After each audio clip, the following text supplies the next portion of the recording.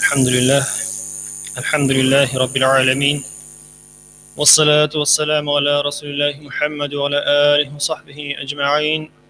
Barcha maqtovlarimiz bizdan yuqambar qilib tarbiyalab turgan va barcha olamlarning Robbisi bo'lgan Alloh subhanahu va taologa bo'lsa edi. Va ko'ngil turlarimizdan chiqqan salovat shariflarimiz axir payg'ambarimiz, suyukli payg'ambarimiz Muhammad Mustafa sallallohu alayhi va sallamga va uning oila ahllariga va sahobalarga borib irishsa edi. Assalomu alaykum va rahmatullohi va barakatuh. Muhtaram g'ash qardoshlarım. Endi inshaalloh bugun yerdan qo'barilib chiqu ham mahshar maydonida jilu masalasin inshaalloh qarab ketarmiz.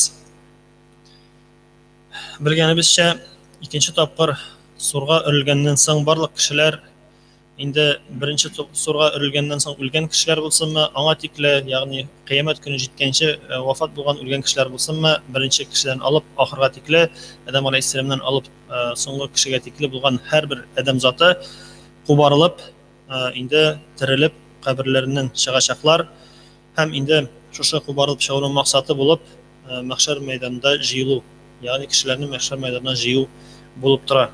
Alloh taolo Yasin surasida 51-52 oyatlarda aytib keta, ma'nosiga qarab ketik.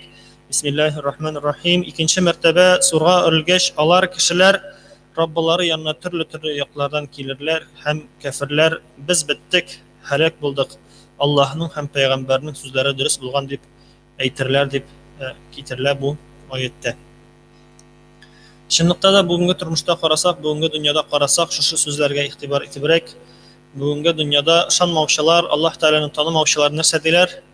Sen menga boshda ko'rsatsang ishonarmiz, qoya ul Robbimiz, qoya ul qiyomat kuni kim aytgan menga o'lgandan so'ng tiriladi deb, kim uni isbot etgan deb alar turli shunday kufr so'zlar so'ylar. Alloh saqlasin, endi bizni unday so'zlardan Alloh taolo o'zi saqlasin.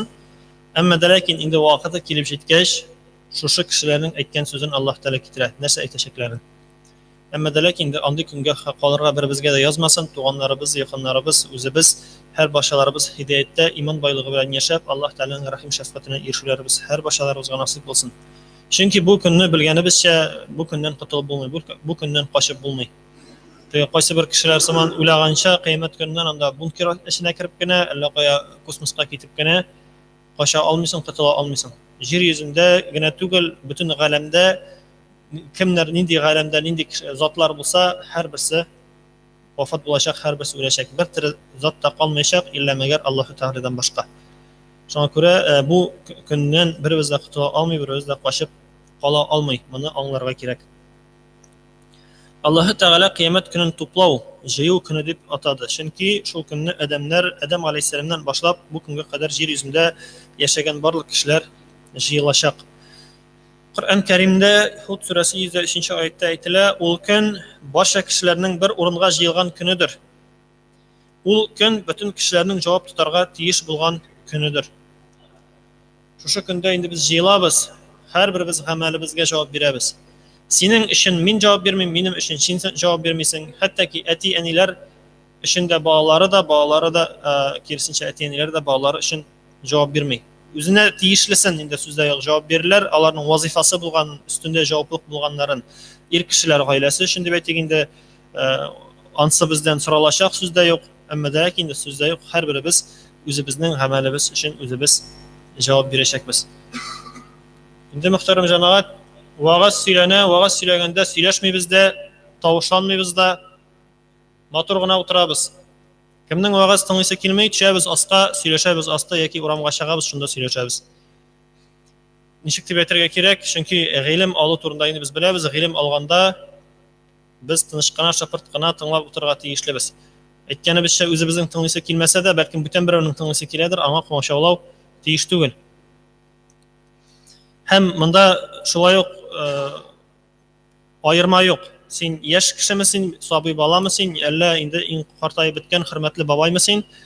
Shunga da qaramasan, kim bo'lganiga qaramasan, sen endi ilmni motorgina, shapirtqana, tinchqana tinglarga tegish. Bigrakda endi jumg'a va'zi boshlangach, jumg'a xutbasi boshlangach, unda endi kishiga shiltada bildirtirga yaramay, kishiga so'zda aytirga yaramay. Mana bo'yicha da biz bilamiz, bizda har birimizning.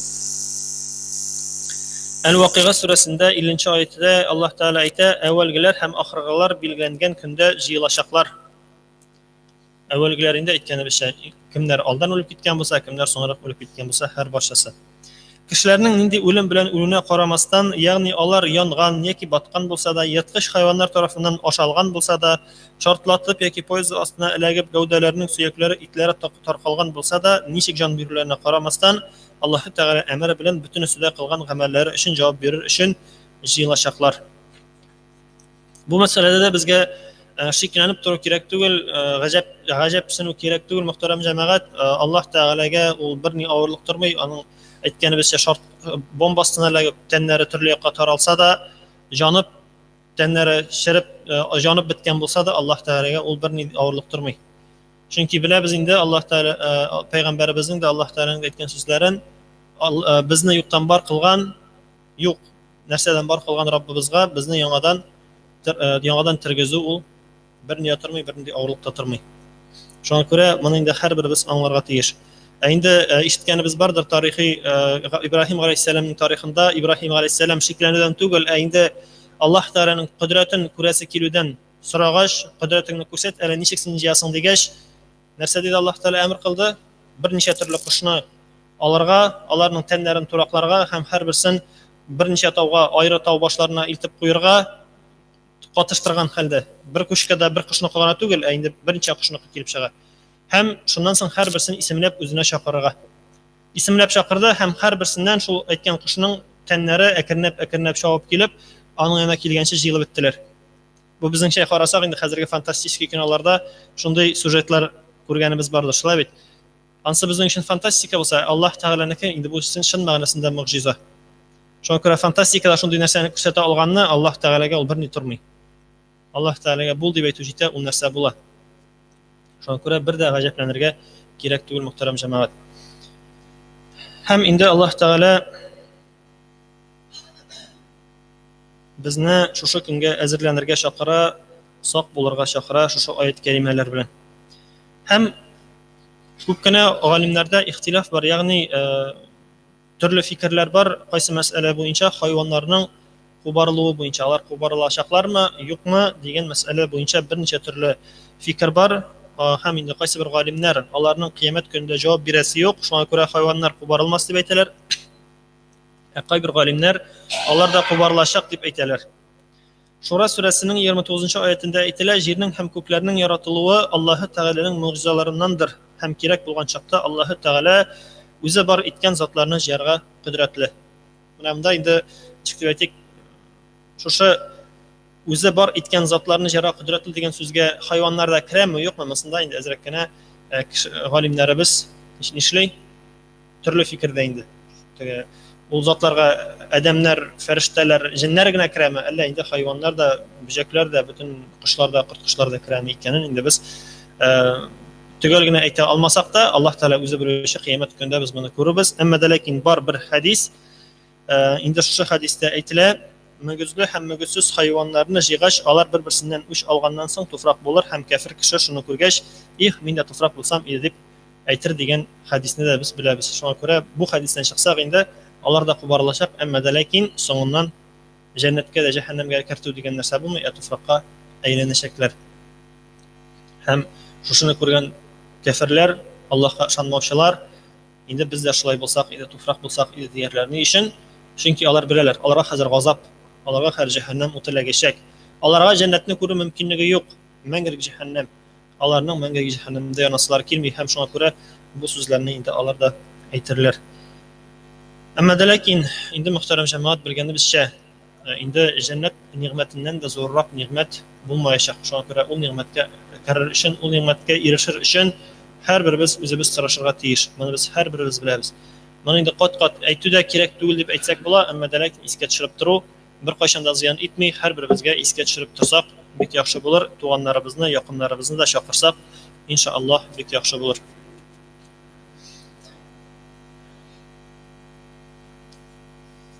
Кешеләр мәхшәр мәйданына чыкканда, анадан туган чакта ничек ялангач булган булсалар һәм сөннәтсез булган булсалар, шул халәттә чыгарлар. Peygamberimiz sallallahu aleyhi ve sellem bu mesele boyunca cevap bularak sahabelerge Enbiya suresinin 104. ayetini okudu. Biz kişilerini birinci mertebe yoktan bar etken şekilde alarını ikinci mertebede özümüzge jiyarbız. Yani nindi halatda barlıkka kelgen bolsak, anadan tuğan çaqta nindi halatda barlıkka kelgen bolsak, şol halatda jiyalarmız. Amma da lakin bu anlatmay, yaş sabıysyman yaş sabı şaqta kelgenin anda indi aytilan neçe yaşta biz bularga teyişli ekenlerimiz. Şu yaşta indi yalıngaç halda jiyalarbız. Amma da lakin şu sözlerini işitgeç Ayşe radıyallahu anha sırada Peygamberimiz sallallahu aleyhi ve sellem'den ya Muhammed irler hem kadınlar şara bulgaç birbirlerine karamaslar mısın? Qaraganda bu dünyada uy fikir bilen ulab qarasak bitinde ulaşaklar, qaraşaklar hem başkalar. Amma da lakin Peygamberimiz sallallahu aleyhi ve sellem aytdı, onların halleri bik ağır bulur. Hem bir-birsine qarara ihtiyaç da, tilek de bulmaz. Allah şu vaqtda zor sınav aldında bulur. Аларның башлары каткан инде, аларга ничек тә булса җавап биреп, ничек тә булса аларның дип әйтү бик дөрес булмас. Безнең башларыбыз катачак ул вакытта. Безгә әйткәнебезчә анда әти әниң ни халәттә, синең балаң синең ни халәттә, хатының ни халәттә, сиңа берсе дә борчымый. Сиңа бары тик үзеңнең халәтең борчыячак. Ничек итеп син җавап бирәсең, ничек итеп син Аллаһ Тәала кашына басасың, имтиханны үтәсеңме, үтмисеңме, бушыларга без бирелеп, һәрберебез инде кайгыга баткан булырбыз. Һәм әйтелә, һәрбер кеше үлгәндә нинди хәлдә булса, кыямәт көндә дә шул хәлдә кубарылыр.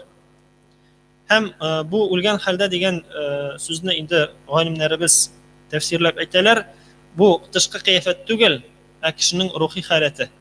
Ягъни ул мөселман булып киттеме, кафир булып киттеме, шул халәттә инде дөньяга килер. Әмма да ләкин Dünyadan yalan kubarılır diye çekti. Ama da lakin şu anda karamastan onların tışkı kıyafetlerinde de ayırma bulur. Yani Müslümanlar bilen kafirlerden tışkı kıyafetlerinde ayırma bulur. Çünkü taharet alıp yürüyüşü Müslümanlar taharet algan orunları alarının nur bulup balkır diye çekti. Nurlu bulup balkıp durur. Hem indi hacda ihram eylep ülgen kişiler, şahit gittiğin kişiler deyte Allah bizinde lebbeyk edip tirleşekler diye çekti. Allah yolunda can bergen kişi Jirden kubarılgaç, anın jarahatinden kan sarkıp durur, tüsü kan tüsünde indi ise mahsus temli İslamay şekilde bulur deyip haber itiler.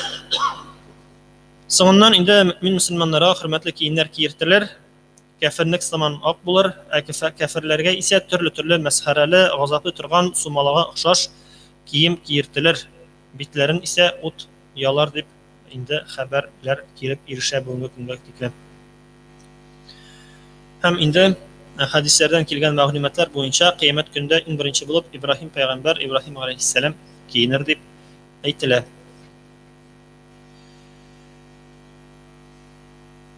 Hem mahşer jirin hem anda halatni sifatlauga kelganda mahşer maydoni to'planu o'rni biz yashagan yerga o'xshash tugil. Ul aq tusda bo'lar, aning ustunda nasharliklar ishlanmagan ham qon tugilmagan bo'lar. İbrahim suresinin 48. ayetinde Allah Teala aytdi, biz u kunni ko'klarni ham yerni alıştırırız. Yani yerda tugilinde ko'kda bir o'rinda biz joylashamiz inshaalloh. Bizning bu yer yuzida tugil, butun o'rin bo'lacak. Shuna ko'ra bir shug'ulga kerak tugil. Anda biz butunimiz istayashaqmiz mikansiz? Anda buning hatli xalq nechik sıyır degan so'zlar bo'larga tegish tugil. Alloh Taolaga bir navurlik tatirmay. Bizni yerga aytgan ekan Alloh Taolo, aning o'rnini tabayindi. Şuna göre teyfasirler aytibitler, "Ey men anda o'rin qolmasin cehennemde" degan bolalar. Yo'q şol, har birimizga o'rin yetadi. Bütün kishilik dunyosi kirsa da o'rin yetadi. Bütün kishilik dunyosi jannatga kirsa da o'rin yetadi inshaalloh. Şuna göre bu masala bo'yicha qo'rqasi yo'q. Ham endi boshqasi da yo'q, suynasi da yo'q deb ayting, cehennemga kirmayacak min barabir. Alloh deb sen duginkan Alloh saqlasin. Kirisincha shunda kirib ketuving bek ehtimol. 90% deb aytganda, bu prosentlar bilan keltirganda 99 deb aytsak bo'lar, chunki bilamiz kimda kim o'zini yoki butun kishiga kishat so'g'a ekan bir turli o'zini nashar bo'lacak, chunki Alloh taolaning ishini tag'allub taqshanu yarami ekanini biz bilamiz. Bu oyatni eshitgach Aysha radhiyallohu anha payg'ambarimizdan yer ham ko'klar olishingan vaqtda kishilar qayda bo'lar deb so'radi. Menga javob etib payg'ambarimiz sallallohu alayhi vasallam aytdi, Sirat ko'pirinda dedi. Allah Teala Qur'oni Karimda shulay o'q ayta, barcha payg'ambarlar o'z qavmlariga yerdan qo'barilib chiquvi turida so'ylagan. Тәбәрәк сүрәсе 8-9 аятларда әйтелә, кафирләр җәһәннәмгә ташланган вакытта җәһәннәм сакчылары алардан: "Сезгә бу җәһәннәм белән куркытучы пәйгамбәрләр килмәдемени?" дип сорарлар. Кафирләр әйтерләр: "Әйе, килде, ләкин без аларның сүзләренә ышанмадык" дип әйтерләр. Һәм инде бүгенге көндә дә әйткәнебезчә, кешеләрне чакыра башласак, иманга, исламга чакыра башласак, алар инде безнең сүзләргә ышанмыйлар, төрле дәлилләр сорыйлар, исбатлаулар сорыйлар. Бер көнне дә бер мәктәп яшендәге дип әйтик, мәктәптә укучы кеше бала килеп, минем белән сүз куештыра башлады. Нигә ышанасыз, ни өчен ышанасыз? Аңлатырга тырышасың, аның бер генә соравы бар. Почему? Ни өчен? Почему? Почему? Мондый кешеләргә син аңлаттыңмы, аңлатмадыңмы, файда юк. Ул шушы ни өчен дигән соравын читкә куйганчы, ул сине ишетми. Чөнки аңа Коръән дәлил булып тормый, исбатла булып тормый. Аңа синең сүз белән сүз куештыра, бары тик әзрәк нитерек җиңмәй, үзенә мәгълүмат алыр өчен түгел. Киресенчә безне кыен хәлгә калдырыр өчен дип әйтәсе килә инде. Шуңа күрә андыйлар белән аңлатырга тырышсак, аңлатып карыйбыз.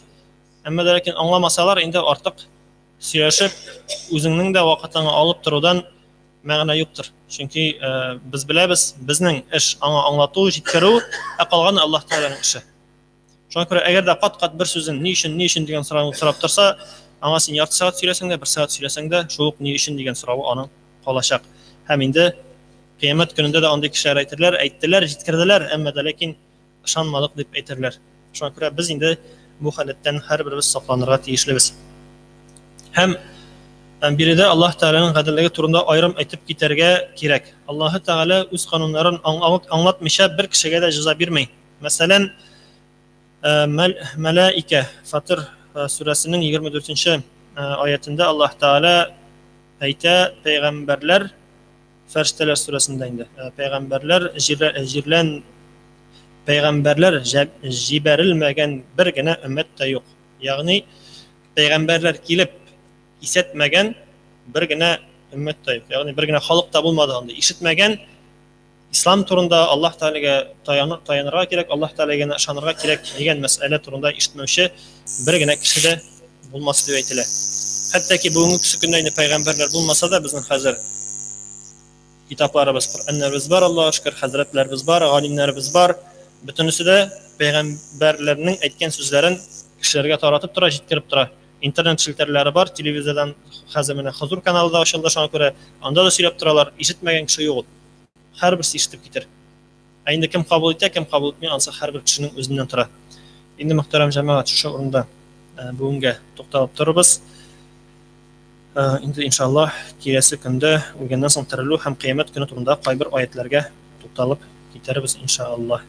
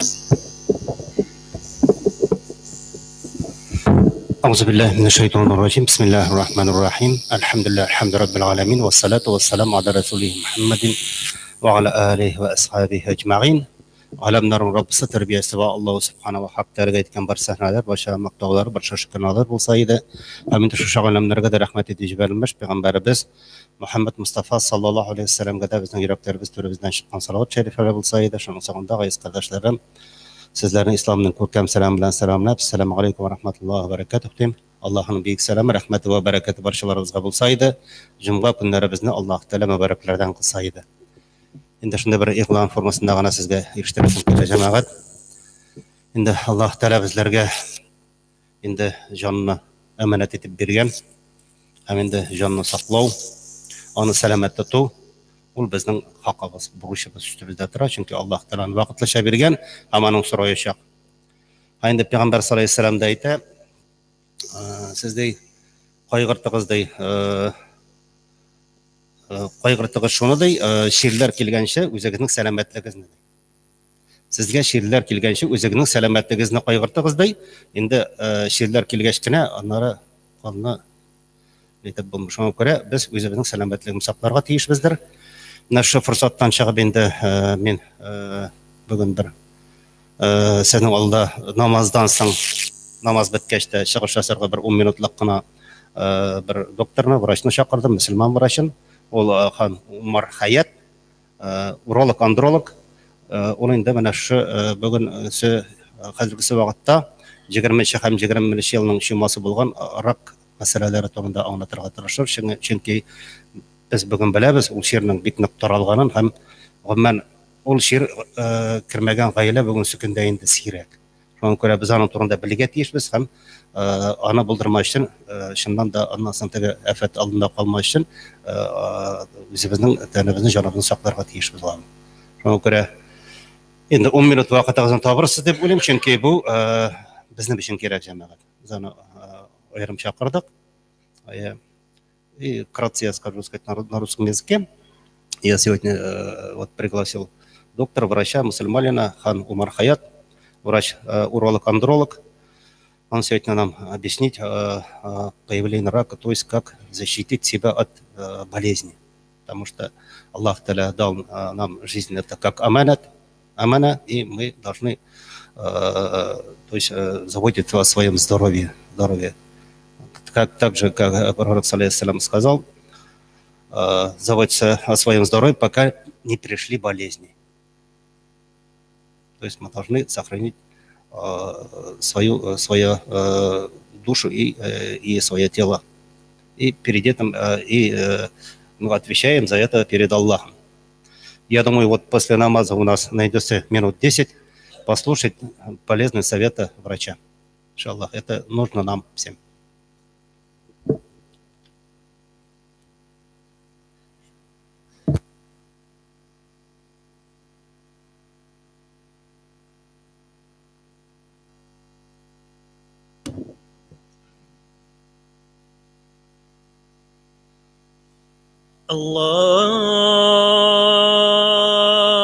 Allahu Ekber, Allahu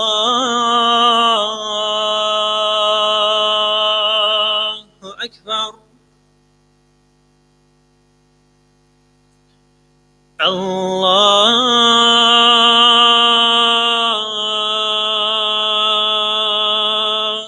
Ekber, Allahu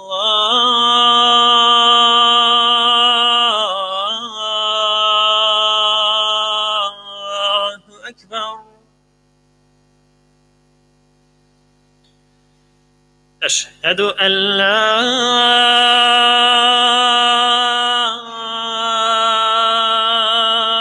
ilahe illallah.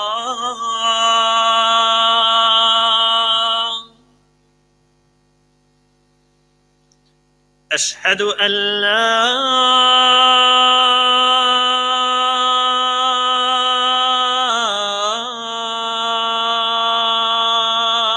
ilahe illallah.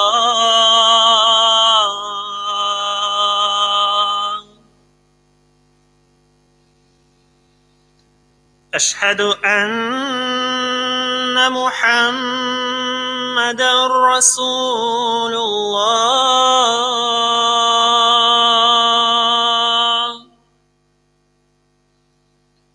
أشهد أن محمد رسول الله.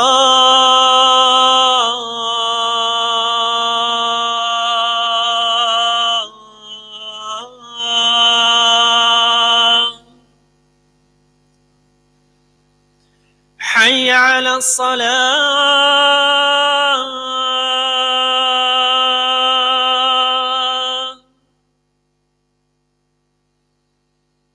حي على الصلاة.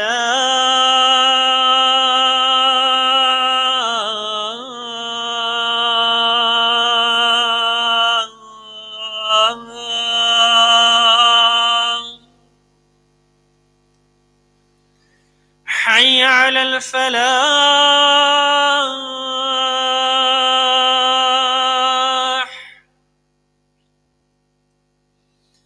حي على الفلاح.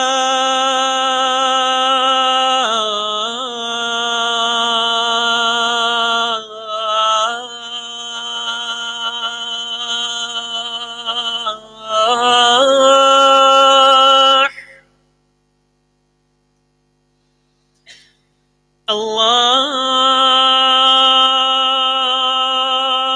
أكبر.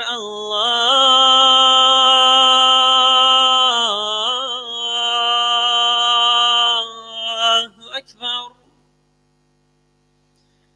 لا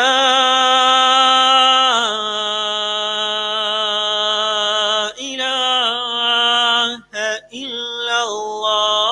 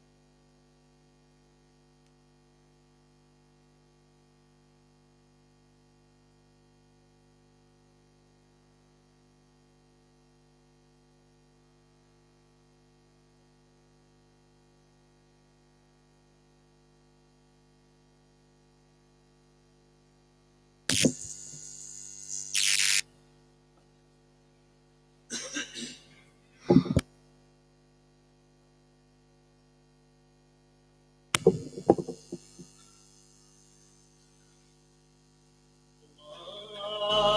أكبر الله أكبر الله أكبر الله أكبر أشهد أن لا إله إلا الله أشهد أن لا إله إلا الله أشهد أن محمدا رسول الله أشهد أن محمدا رسول الله حي على الصلاة حي على الصلاة حي على الفلاح حي على الفلاح الله أكبر الله أكبر لا إله إلا الله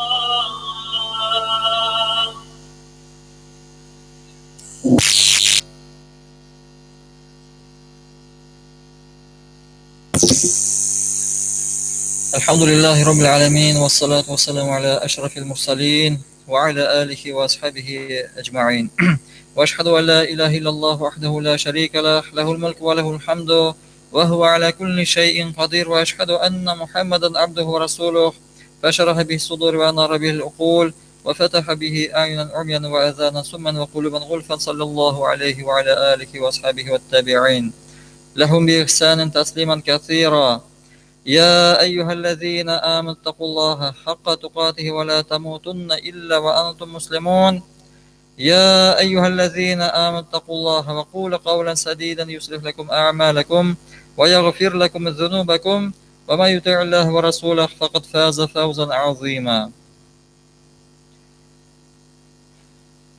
Шын мақтау барша ғалымдарны, жер һәм күкләрне яратучы, жер һәм күкләр арасында булган барша мәхлукларга һәм җан ияләренә ризык биреп, аларны тәрбия кылып торучы, бу дөньяда адашмау һәм саташмау өчен, безләргә дөрес иттереп яшәү өчен Кур'ан-ы Кәримне бүләк итеп бирүче Аллаһ Субханаһу Тәгаләгә барча мактауларыбыз һәм дә сәнәләребез, һәм шексез шөкраналарыбыз булсын.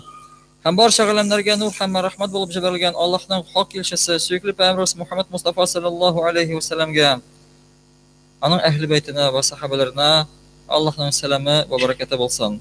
Җумгаларыгыз мубарак булсын. Пәйгамбәрimiz Мухаммад Мустафа саллаллаһу алейхи ва сәллям алдан белеп әйткәнчә, аңардан соң һәм аның сахабаларыннан соң, шулай ук Гомәр бин Хаттаб үлеменнән соң ислам дөньясында фетнәчеләр барлыкка килде. Һәм алар торган сайын көчәеп, бүгенге көнгә кадәр җәмгыятьне куркыныч астында тоталар. Мондый адашкан фирка агымнар иң рәхимсез, мәрхәмәтсез, каты фетнәләрнең, кирәксезгә чыккан сугышларның сәбәбе булып тора. Искәртеп китик, мөселманнарның зәгыйфлеге һәм каршылыкларга, авырлыкларга чыдамаулары тышкы дошманнар фитнәләрдән тормый. Ичке ризасызлыклар, җәмгыятьтәге ичке фикер каршылыклары аркасында килеп чыгалар. Ягъни ичке дошманнар безгә зыян китерми, ягъни тышкы дошманнар безгә зыян китерми. Безнең бөтен проблемабыз ичтә. Ишебездән чыга бөтен проблемалар. Һәм харижиләр бөтенләй гүнах булмаган гамәлләрне күферлеккә итеп, диннән чыгарырдай зур гүнахка итәүче нәрсә дип саныйлар. Ягъни булар кешеләрне урынсызга күфергә чыгаралар. Бер мәгънәсезгә хаксыз күферлектә гаепләп, шул гаеп өчен җәзалыйлар. Һич булмаган бер гамәлне гүнах итеп санап, һәм шушы гүнах аркасында кешене күферлеккә китерәләр. Кафир диләр. Мөселман кем ул? Аллаһка иман китерүче. Ла илаһа иллаллаһ Мухаммадур Расулуллаһ дидеме?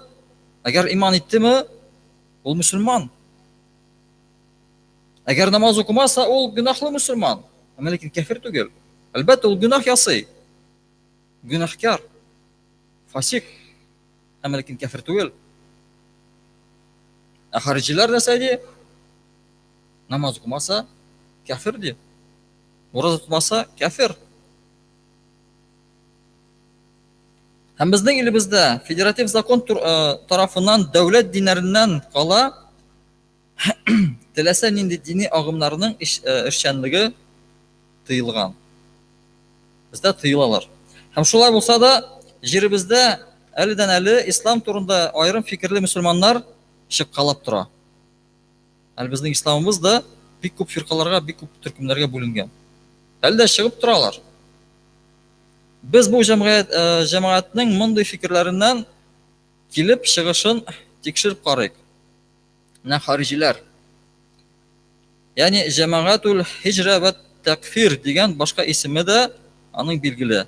Һәм шуннан аларның тагын такфирчилар да дип атыйлар. Бәлки сезнең ишеткәнегез бардыр ул. Такфирчилар. Ягъни кешене күфрлеккә чыгаралар. Алар мөселманнарны динсезлектә булганнардан аерылып, башка җирләргә китеп яшәргә чакыручылардан булып торалар. Ягъни нәрсә әйтәләр? Безнең монда кафирлек җәмгыятьтә яшәргә ярамый диләр. Мөселманнарга мөселман илендә яшәргә кирәк диләр. Һәм шунда чакыралар. Алар мөселманнарны динсезлектә булганнардан аерылып, башка җирлеккә яшәргә чакыралар һәм бу фиркага 1928 елда Хасан әл-Банна исемле кеше нигез сала. Харҗиләрнең өстәл китабы булып, Мисырдагы сиясәт җинаятьче төрмәләрдә утырган Сәйид Кутбның Ихван Муслим, ягъни мөселман кардәшләр исемле китабы тора. Һәм 1960 елларда төрмәләргә ябылу һәм 1966 елда Сәйид Кутбның җәзалануы яшь мөселманнарны кутб идеологиясын башкача тануга илтә һәм тагын да зәһәрләтә. Һәм 1971 елны алар баштан аяк коралланалар һәм законсыз көч куллана башлыйлар. Ягъни бөтен законны үзләренең кулларына алалар. Һәм 1978 елның мартында бу фирканың 5 лидерын җәзалыйлар. Илебездә бу карагыз, 1970 елларда булган хәлләр. Һәм безнең илебездә 20 гасырда гына барлыкка килсә дә, шушы фирка мөселманнарны тулайым гел күфрлектә гаепләп, җәмәгатьне мөшрик кафир дип, төрле группаларга бүлүче борынгы дини агымнар белән бәйләнгән бу фирка мөселманнар дөньясының олы проблемасы булып торалар. Һәм монда да алар безгә бик күп проблем китерделәр. Һәм безнең монда мөселман илебезне бик күп агымнарга, төркемнәргә бүлгәләп бетерәләр. Һәм Пәйгамбәр саллаллаһу алейхи ва саллям аларның бу агымының зур куркыныч булуы турында кисәтеп куйган. Үзенең берничә хадисләрендә харижилар киләсен сөйләгән. Һәм аларның мөселманнарны нигезсез күфрлектә гаепләвен, үзләре белән риза булмаганнарны каты җәберләвен, җәмәгатьне төрле төркемнәргә бүлүе турында да әйтеп китте. Аларның куркынычлыгы турында искәртеп киткән. Һәм әгәр тарих битләренә күз салсак, без бу төркемнең беренче күренешен инде Пәйгамбәр саллаллаһу алейхи ва саллям вакытында ук урын алганын күрәбез. Пәйгамбәр вакытында шушы төркемнәр әкренләп барлыкка килә башлады. Бер вакыт Пәйгамбәр саллаллаһу алейхи ва саллям мөселманнар арасында закатны бүлгән вакытта, карагыз, Пәйгамбәр саллаллаһу алейхи ва саллям закатны мөселманнар арасында бүлгән вакытта бер кеше чыгып Пәйгамбәргә әйтә: "Я Расулуллаһ, эй Мухаммад", ул әйтә: "Эй Мухаммад" ди. Исемләп кенә дәшә: "Я Мухаммад, Аллаһтан курык, гадел бул" ди. Яни шунда үзенең ризасызлыгын белдертә. Һәм димәк, ул үзенең гаделлек өчен көрәшүен Пәйгамбәргә караганда да күбрәк тырышып кылган итеп санаган. Яни ул үзен бик гадел итеп күргән. Шушы әйткән кеше. Пәйгамбәребезне янәсе янәсе гаделсезлектә фаш иткән бөтен кеше алдында. Шушы сүзләр белән. Әйди Мухаммад, гаделле бул диде.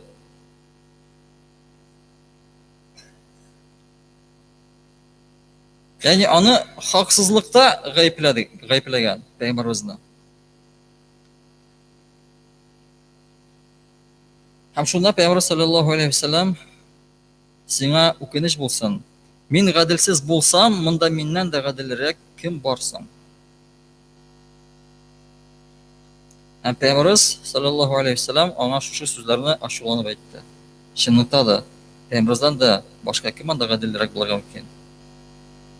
Иң гадел кешегә шушы кеше шундый сүзләр әйтте. Гадел бул ди. Һәм Имам Муслим хадисләрендә Пәйгамбәр саллаллаһу алейхи ва саллям харижиләрне шаррул халq, иң начар, иң куркыныч кешеләр итеп билгели. Пәйгамбәр саллаллаһу алейхи ва саллям. Һәм бик хәтәр, мәкерле халык итеп тасвирлый.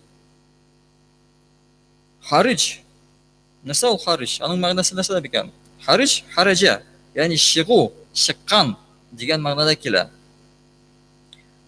Шариғат термины буенча да үзләре риза, үзләре белән риза булмаган мөселманнарны күфрлектә урынсыз гаепләүчеләр төркеме дип языла. Пәйгамбәрбез Мухаммад Мустафа саллаллаһу алейхи ва саллям безне ялгышлыклардан сакланып калуыбыз өчен аларны танып белерлек кайбер сыйфатларын күрсәткән. Ягъни без аларны танырга тиешбез. Пәйгамбәрбез аларның шушы сыйфатларын безгә билгеләп куйган. Әгәр без Пәйгамбәрбезнең хадисләренә күз салсак, без аларны түбәндәге билгеләр буенча таный алабыз. Пәйгамбәрбез әйтте: алар Аллаһ китабына чакырырлар. Аллаһ китабына юнәлерләр. Бик күп итеп укырлар, күп гыйбадат кылырлар. Пәйгамбәр саллаллаһу алейхи ва саллям үзенең сахабаларына харижиләр турында харижиләрнең Кур'ан укуы белән чагыштырганда, сезнең Кур'ан укуыгыз бер ни дә түгел. Намазларыгызның саны аларның намаз саны белән чагыштырганда күпкә ким дип әйтте. Башка хадистә булай дип әйтелә: харижиләрнең дуга намазлары янында сез үзегезнең дуга намазларыгызны бик кичкенә, әһәмиятсез итеп кенә күрерсез. Һәм сез аларның уразалары янында үзегезнекен күрмәссез. Ягъни читтән караганда алар бик тәкъва, Аллаһтан куркучылар, бер дә читкә тайпылмыйча, фақат Кур'ан буенча гына яшиләр. Алар бик күп гыйбадат кылалар, Кур'анны күп укыйлар. Алар авызында һәр вакытта да Пәйгамбәрбезнең хадисләре һәм Кур'ан аятлары гына. Алар Кур'анга чакыралар, тәкъвалыкка өндиләр. Һәм шундый сүзләр әйтәләр: Субханаллаһ диләр. Мин сезгә Пәйгамбәрбезнең сүзләрен, Кур'ан аятларын китерәмен, ә сез монда бу әйтте, теге әйтте, Әбу Ханифа әйтте, фәлән әйтте дип утырасыз диләр. Мин куркамын диләр, сезнең башларыгызга таш явар. Ничек итеп сез Аллаһ һәм Пәйгамбәр сүзләрен инкар итәсез дә Әбу Ханифа артыннан барасыз диләр. Әмма Пәйгамбәрбез Мухаммад Мустафа саллаллаһу алейхи ва саллям алар Кур'ан укырлар һәм Аллаһның китабына юнәлдерерләр. Пәйгамбәрбезнең сүзләре белән, Кур'ан аятлары белән китереп, алар үзләрен хаклыйлар, дөрес эшлибез диләр. Моның зур дәлил булуына ышаналар. Ләкин бу хадисләр, бу аятлар аларның үзләренә каршы дәлил булып торачаклар. Шулай итеп, Пәйгамбәр саллаллаһу алейхи ва саллям безгә кисәтеп куйды. Һәм шуңа күрә дә тышкы яктан гыйбадәтендә тәкъва булган һәрбер кеше турында күп итеп Кур'ан укучы һәм аят хадислар китерүче турында бу дөрес юлда баручы дип уйлау ялгыш та булырга мөмкин. Әлбәттә. Аларны Кур'ан аятларны, хадисларны күп китерергә була. Әмма ләкин гамәлдә шушы әйткән хадислар, шушы әйткән аятлар булыр микән? Имам Бухари китергән хадистә Пәйгамбәр әйткән: аларның күпчелеге яшь булыр, күкрәкләрендә ут янып торыр, дингә омтылып, ашкынып торырлар, дин турында кайгыртучан булырлар, ләкин Аллаһ Тәгалә аларны ялгышларында калдырган диелә. Ягъни аларның уй фикер йөртүләре дөрес түгел, гомерләре яшь булса да, уйлары түбән торыр. Һәм Пәйгамбәр саллаллаһу алейхи ва саллям харижларның тагын бер сыйфатларын китерә. Алар ди мөселманнарның канын түгәрләр. Карас, алар ди мөселманнарның каннарын түгәрләр. Мөселманнарга каршы сугыш ачарлар, дин душманнарын ташлап торырлар.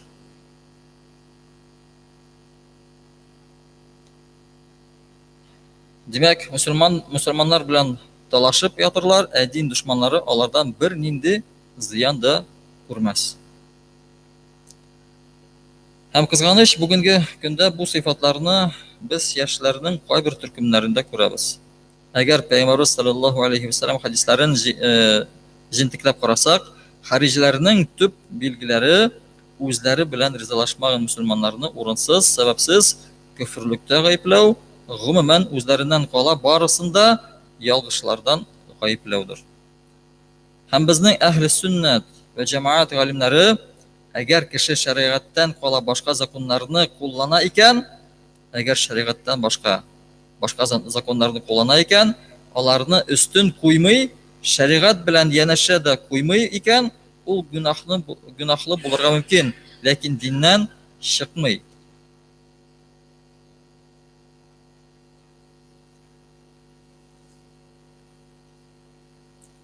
Бартик ул аны күферлеккә китерми, бартик гөнаһлы итә.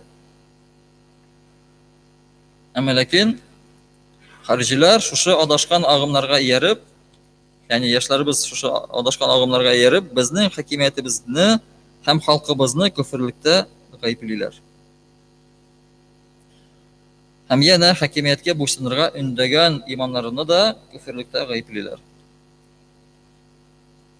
Һәм шуңа күрә без белергә тиешбез, илебездә тәкфир проблемасы шул агымнардан килә. Без бу белемнәрдән килгән куркынычны танып белергә тиешлебез. Һәм харижларның яна бер сыйфаты булып үзләре белән килешмәгән мөселманнарның канын түгүне халал итеп билгеләү дә бар. Ягъни алар мөселманнарның каннарын халал дип таныйлар. Мондый хәлне харижлар Аллаһка ныграк якынаю ысулы итеп кабул иткәннәр. Ягъни аларның төп шөгыле булып кешене шунда ук хаксызга гаепләү тора. Пәйгамбәр саллаллаһу алейхи ва саллям әйтү буенча, алар мөселманнарның канын түгәрләр һәм бу аларның төп сыйфаты булып тора. Аллаһ субханаһу ва тааля безне, илебезне тәкфирчилек афәтеннән сакласын һәм безгә файдалы гыйлемнәр бирсен. Гыйлемне дә Аллаһ субханаһу ва тааля бары тик хәерлесен генә бирсен. Чөнки гыйлемдә ике төрле була. Бар гыйлем файда китерә торган һәм бар гыйлем бары тик зыян гына китерә торган. Шуның өчен безгә дә Аллаһ субханаһу ва тааля шундый бер гыйлем бирсен, файда китерә торган гыйлем бирсен һәм шушы безнең динебездә хезмәт итәрлек гыйлем бирсен. Һәм шушы агымнарга, ялгыш юлларга кирмәс өчен шушы гыйлемнәребезне бирсен Аллаһ субханаһу ва тааля. Анда кирип китергә узак түгел, алар чынлыкта да аятлар китерәләр, чынлыкта да хадислар китерәләр. Һәм шушы хадислар белән гамәл кылырга тырышалар. Һәм ләкин хадисларны һәм аятларны дөрес иттереп тәфсир дә кылырга белергә кирәк. Бөтен кеше Куранны тәфсир итә алмый. Бөтен кеше хадисны да тәфсир итә алмый. Аның өчен безнең галимнәребез бар. Бер аятны тәфсир кылыр өчен бөтен гыйлемне белергә кирәк. Куран гыйлемен, хадислар гыйлемен, сира гыйлемен белергә кирәк. Бер аятны тәфсирләр өчен генә. Булай Куранны ачып кына аны без тәфсир кыла алмыйбыз. Мәгънәсен бәлки аңларбыз. Әмма ләкин төп мәгънәсенә барбер төшә алмыйбыз. Аның өчен безгә гыйлемнәр кирәк. Шуның өчен җәмәгать әйдәгез, без дә иншалла шушы динебезне бер тотарга тырышыйк. Төркемнәргә бүленергә түгел, әмма бер җәмәгать итеп булырга тырышыйк. Ва ахру дәъвана алхамдулиллаһи раббил аламин. بارك الله لنا ولكم في القرآن العظيم ونفعنا وإياكم بالآيات والذكر الحكيم إنه هو الغفور الرحيم الجواد الكريم السميع الدعاء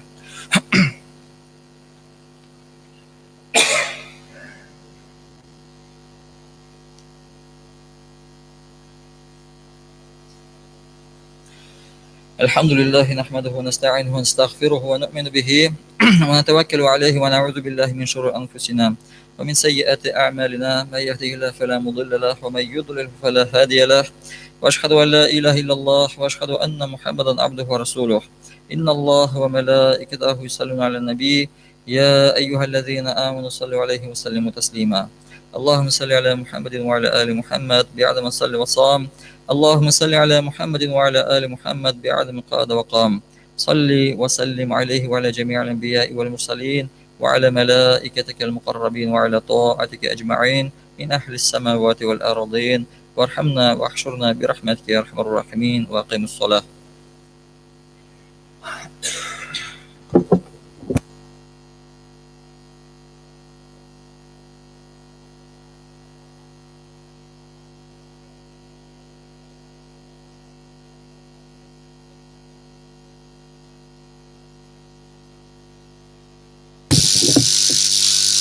الله أكبر الله أكبر الله أكبر الله أكبر. أشهد أن لا إله إلا الله أشهد أن لا إله إلا الله أشهد أن محمدا رسول الله أشهد أن محمدا رسول الله. حي على الصلاة حي على الصلاة حي على الفلاح حي على الفلاح. قد قامت الصلاة قد قامت الصلاة. الله أكبر الله أكبر. لا إله إلا الله.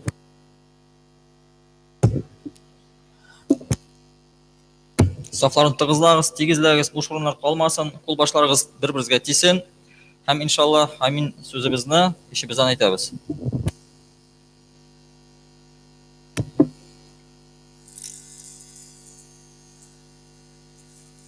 Allahu Ekber.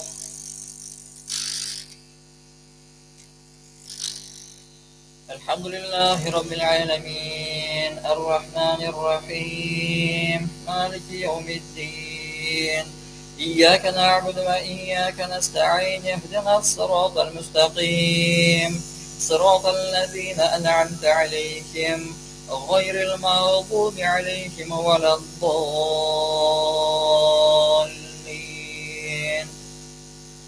إنا أنزلناه في ليلة القدر وما أدراك ما ليلة القدر.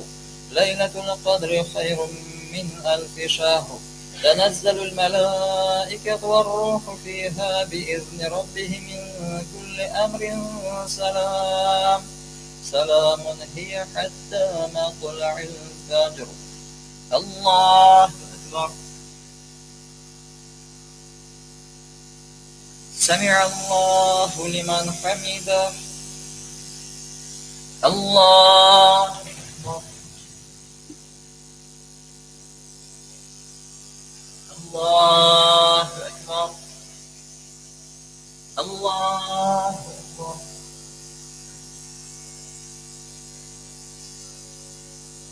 الله أكبر. الحمد لله رب العالمين الرحمن الرحيم مالك يوم الدين. إياك نعبد وإياك نستعين اهدنا الصراط المستقيم صراط الذين أنعمت عليهم غير المغضوب عليهم ولا الضالين.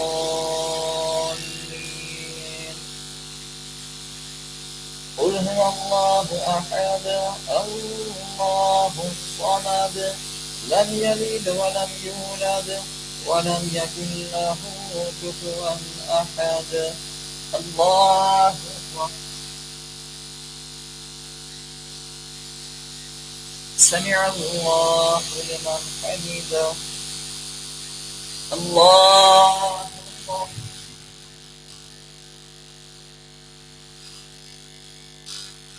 الله أكبر. الله أكبر.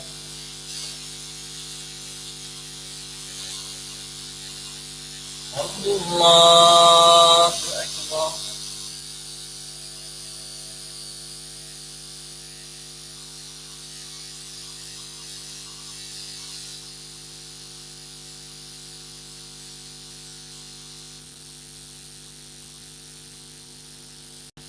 السلام عليكم ورحمة الله. السلام عليكم ورحمة الله.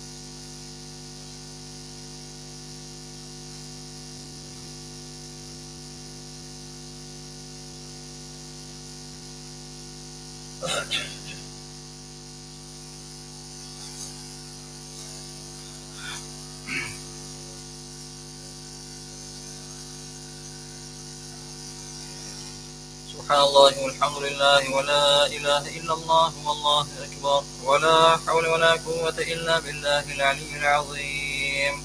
ما شاء الله كان وما لم يشاء لم يكن. أعوذ بالله من الشيطان الرجيم. بسم الله الرحمن الرحيم. الله لا إله إلا هو الحي القيوم.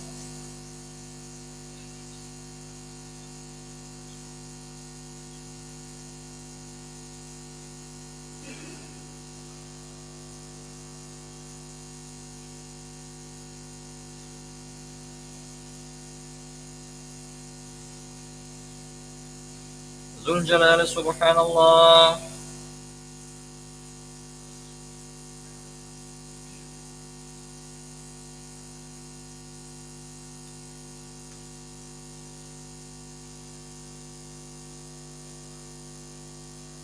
ذو الكمال الحمد لله.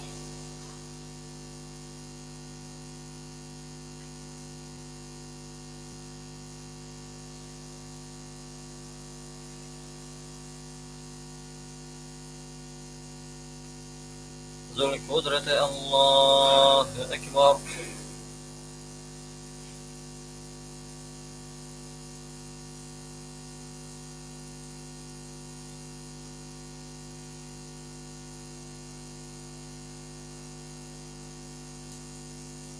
لا إله إلا الله وحده لا شريك له، له الملك وله الحمد يحيي ويميت وهو حي لا يموت بيده الخير وهو على كل شيء قدير.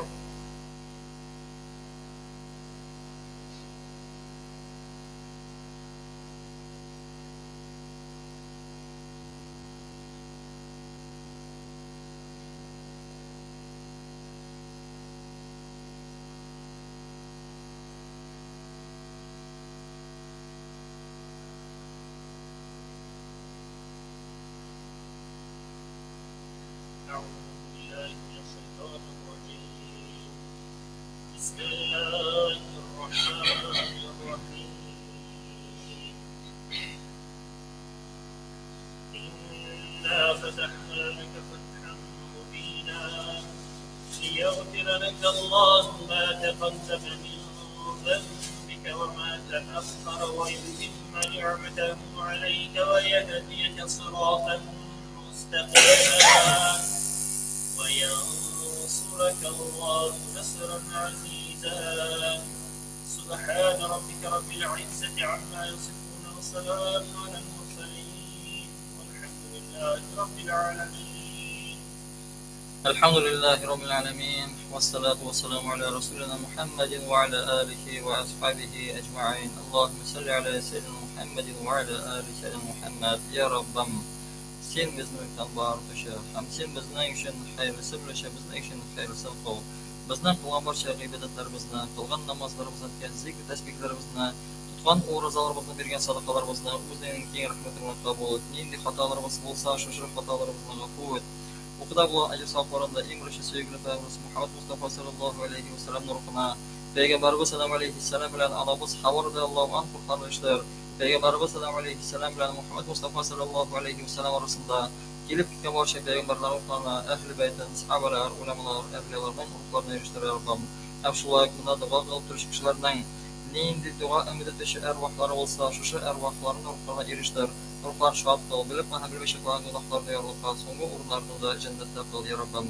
Bizga barimizga da bunda duo qilib turish kishilarga, Alloh tug'anlarına, xarajatlarına, balalarına, unuqlarına iymon boylig'ini ber.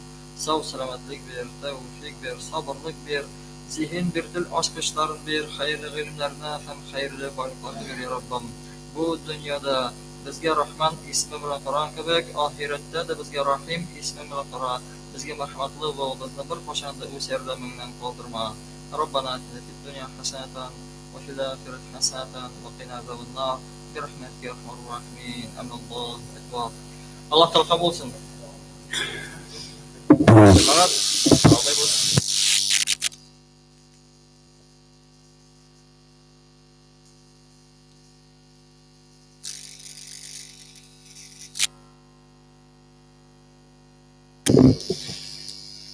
نحمده ونصلي على رسوله الكريم. أما بعد أعوذ بالله من الشيطان الرجيم. بسم الله الرحمن الرحيم.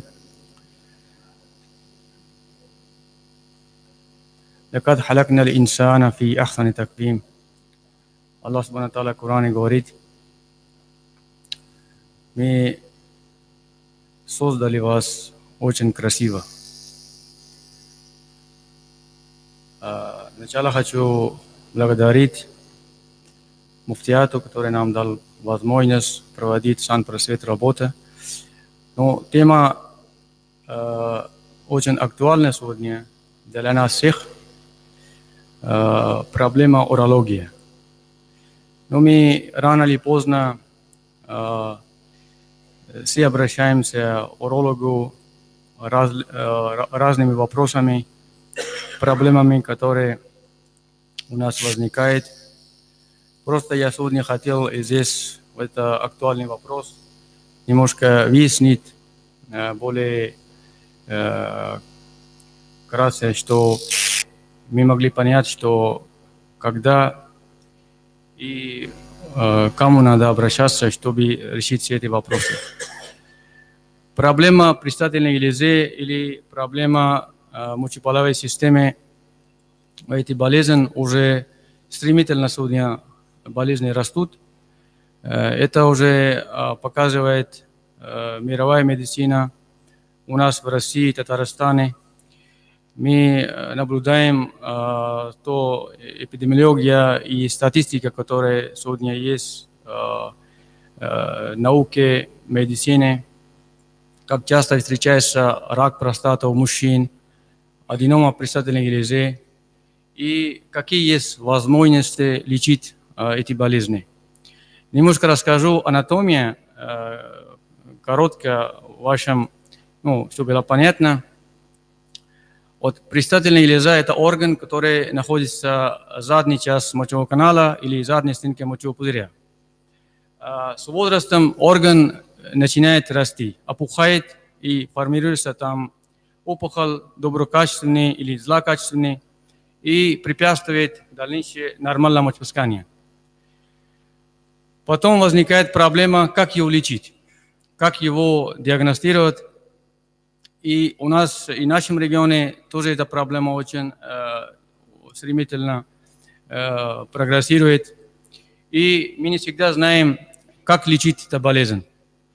И будьте вот то, что мы сегодня, у нас есть возможность, альхамдулилля, молиться, читать намаз, больше делать ибадат. И иногда эта болезнь очень сильно нас смещает, чтобы длительное время находиться в тахарате, в гуселе, чтобы ее не портить.